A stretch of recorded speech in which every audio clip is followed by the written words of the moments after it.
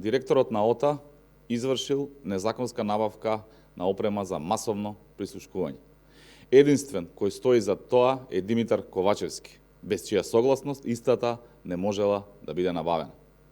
Јас и другите членови на Собраниската комисија за мониторинг над службите за безбедност, кои воочивме за нас спорни моменти, свесни за обврската кон државната тајна, која не обврзува без да изнесуваме детали во јавноста, го известивме јавното обвинителство. Морам да напоменам дека известувањето беше во согласност на сите пратеници и од опозиција и од позиција. Јавното обвинителство со денови молчи и нема никаква реакција. Затоа повторно излегуваме да алармираме.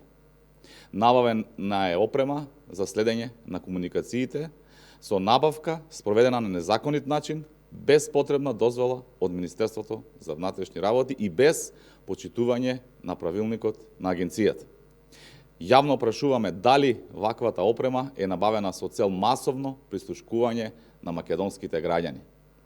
Дали со набавената опрема можат буквално да се прислушкуваат сите 2 милиони граѓани на Република Македонија.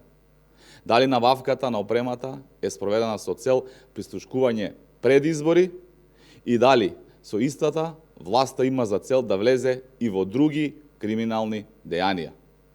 Го повикуваме директорот на ОТА да одговори дали набавил опрема за масовно прислушкување без потребната дозвола од Министерството за внатрешни работи.